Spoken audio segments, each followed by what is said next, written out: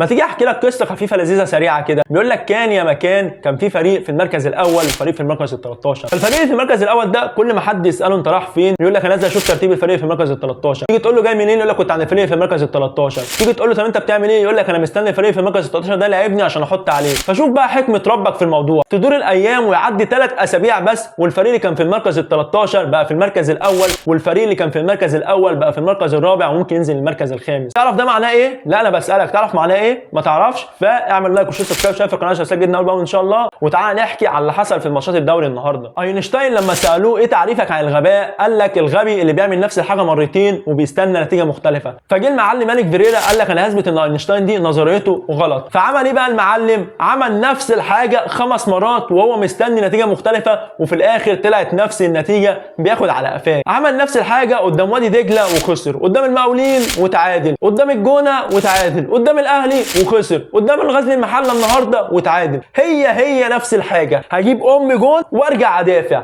ليه؟ انا ما اعرفش. وفي الاخر يا اما بيخش فيك جون التعادل زي ما الجونه وغزل المحله عملوا، او بيخش فيك جونين زي ما حصل قدام الاهلي ووادي دجله، وبتطلع النتيجه هي في الاخر نادي الزمالك اللي خسران. تقول لي ليه؟ اقول لك ان في واحد غبي بيعمل نفس الحاجه بحذافيرها كل مره ونفس النتيجه هي ومش عايز يغيرها. مش عايز تغيرها ليه؟ انا ما اعرفش. ما تلعب كوره يا عم. انا ما اعرفش. بتدافع قدام غزل المحله ليه؟ انا ما اعرفش. ليه يبقى انا بادئ الماتش قدام غزل المحله ماسك كوره وخان بنزيما ماسك كوره مع الكوره اليمين، عمل اوفر لاحمد شريف اللي حطها بدماغه، عدت ما بين رجل عامل وقفت على الخط وعامل مسكها، وبعدها تاني خوان بنزيما خد كوره وحطها في الجون، طلع احمد عش من تحت الارض شالها من قلب الجون وطلعت ركنيه، ومن نفس الركنيه يرفعها بنتايج يطلع احمد ربيع يحطها في الجون وتقدم 1-0. ومن بعد ال1-0 ده اقرر ان انا مش هلعب كوره. هو انت جبت ال1-0 ده؟ هو انت بالنسبه لك اللي تجيب 1-0 ده بيكسب؟ ليه يا باشا؟ فالشوط الاول يخلص بنتيجه 1-0 لنادي الزمالك، تنزل الشوط الثاني بتهاجم ومش بتهاجم، حاجه زي عمرو دياب عايش ومش عايش. يعني ايه ابقى انا في ركنيه كل اللعيبه طالعه؟ ليه كل اللعيبه طالعه في ركنيه دي؟ ليه انا في ركنيه مطلع كل اللعيبه جوه منطقه الجزاء بتاعت غزل المحله، وفي الاخر الكوره ترد عليها بكوره عاليه، محمود بنتاج بيسندها بدماغه للراجل الكبير العجوز اللي عندنا بيلعب باك يمين عمر جابر، ما قدرش يعني يرفع رجله، دخل لاعب غزل المحله خدها وراح انفراد عمل بالعرض، الراجل دخل حطها جون بهدف التعادل. كابتن فيريرا كعاداته في اللحظات اللي زي دي بيبص جنبه على الدكه يقول لهم اللي بيعرف يهاجم ينزل يهاجم. فتقرر بقى انك تنزل بقى سيف الدين الجزيري، شيكو بنزا، عبد الحميد معالي،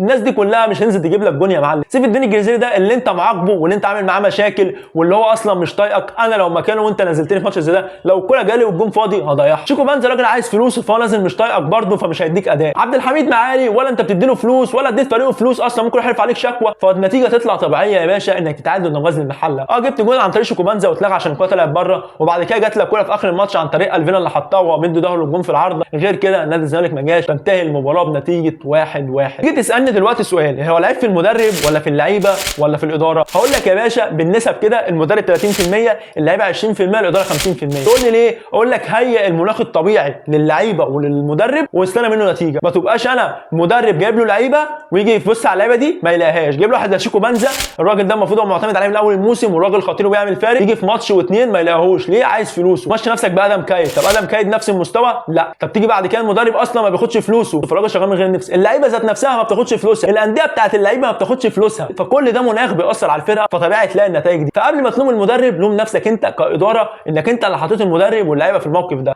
المدرب يلام، الراجل خواف في كل الكلام ده كله، بس انت هيئ له المناخ الطبيعي واللعيبه تبقى بتلعب ونفسيتها مرتاحه وبعد كده استنى منه نتائج. فانت كده تيجي تقول لي انت قصدك ان المدرب يكمل، هقول لك يكمل ما يكمل، لو جبت مين هتطلع نفس النتيجه. مشيت المدرب هتجيب مين؟ قول لي اسمي كام موجود يمسك نادي الزمالك، قول لي واحد. كابتن طارق مصطفى ماسك الاهلي الليبي، الناحيه الثانيه كابتن مؤمن سليمان ماسك في العراق، الناحيه الثانيه كابتن ايمن رمادي ماسك البنك الاهلي. فانت كده لو مشيت فيريرا مش هتعرف تعوضه بحد عدل، فخلي الراجل موجود داخل على توقف دولي يلم نفسه ويلم لعيبته ونشوف اللي هيحصل. انت اصلا من الاول رحت جبته ليه؟ انا مش فاهم. انت كان عندك كابتن ايمن رمادي بربع فرقه خد لك بطوله زي كاس مصر، فالراجل ده كان المفروض يكمل. من وجهه نظري ده واحد من احسن المدربين الفنيين اللي موجودين في الدوري المصري، وراجل كان بيدرب في المغرب وراجل كان بيدرب في الامارات، فعنده خبرات كان يقدر يسيطر بيها على فريق زي ده، وكان هيبقى احسن اوبشن بالنسبه لنادي الزمالك في الفتره دي. كابتن ايمن رمادي قررت انك تمشيه وتجيب فيريرا، فانت السبب برضه في الاول في الاخر. طب مين بقى بيدير نادي الزمالك؟ يطلع الاعلام يقول لك اصل جون ادوارد هو المسؤول عن نادي الزمالك فالاداره ما قدرتش تمشي المدرب، يطلع بعد كده الاداره تطلع تقول لك لا انا ليا الحق ان امشي المدرب، فبرضه لازم يبقى في دوشه على نادي الزمالك. اول موسم قلنا الزمالك قافل على نفسه ومفيش دوشه ومفيش اي حاجه، والناحيه الثانيه اوضه اللبس والعه في النادي الاهلي والدنيا والعه، بس تيجي في الاخر بعد 10 جولات تبص على النتيجه تلاقي الاهلي كان في المركز ال 13 بقى الاول، وانت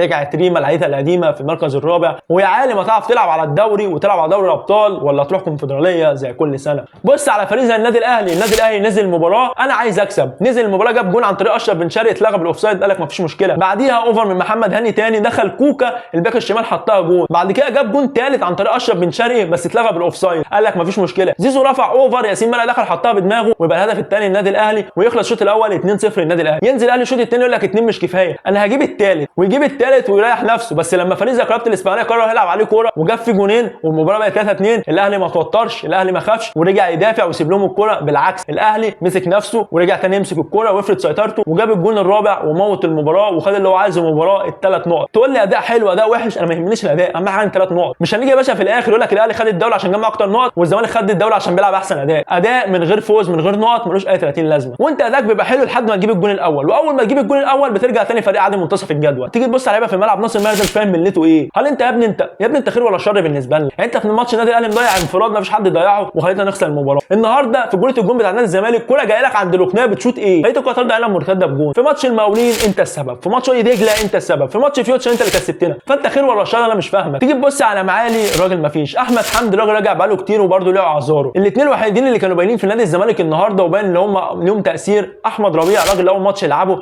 جاب لك جون وكان عامل ماتش عالمي، واخوان بزيره، غير كده كله فنكوش يا معلم. مشكله نادي الزمالك الازليه اللي هو اول ما بيفقد نقطه الخيط كله بيكر معاه يا معلم. اتعادل ماتش خلاص مش يرجع ثاني يلم نفسه ويتكسب، لا اتعادل في خسر في تعادل، والله اعلم يعمل ايه بعد التوقف الدولي محدش عارف نادي الزمالك رايح على فين. بس دي برده كلمه للاداره، عشان مهما مشيت المدرب ومهما جبت لعيبه هتفضل المشكله هي المناخ بتاع الفريق. هيئوا مناخ ينفع الناس تلعب فيه. انا ما بقاش لاعب في الفريق نازل مضغوط في الملعب من الجماهير المفروض ان انا اكسب، وانا ما باخدش فلوسي وعليا ضغوطات الحياه وعليا فلوسي المفروض ادفعها وعليا اقساط وانا ما باخدش فلوسي، فالنتيجه هتطلع زي ما انت شايف كده. هيئوا المناخ الطبيعي لنادي الزمالك، ما معكش فلوس تجيب لعيبه ما تجيبش لعيبه، طلع ناشئين والعب بيها. فيريلا عملها في 2021 وخد الدوري، انت عندك ناشئين كويسه فيا باشا معكش فلوس ما تقعدش تشتري وتتداين وتبوظ الفريق، لان كل ده بيجي في الاخر على قفا نادي الزمالك. بعد كل الهري ده الفرق 3 نقط، انا لسه برضو عندي امل في نادي الزمالك اللي بعد توقف الدوري ده ان شاء الله يقدر يلم نفسه ويقدر يحل كل مشاكلهم، وانا مع ان فيريلا يكمل، الراجل ده يكمل عادي مفيش مشكله، مفيش مدرب مناسب يقدر يمسك نادي الزمالك دلوقتي، فابني مع الراجل انت بنيت بيه من اول المشروع واستنى المشروع لاخره. انا متفائل بنادي الزمالك ان شاء الله بعد فتره توقف الدولي هنشوف الزمالك عمل ايه. فدي كانت حلقه ما اعرفش بقى يا صياح ما تعرفش يا كوره ما تعرفش بتتكلم على ايه،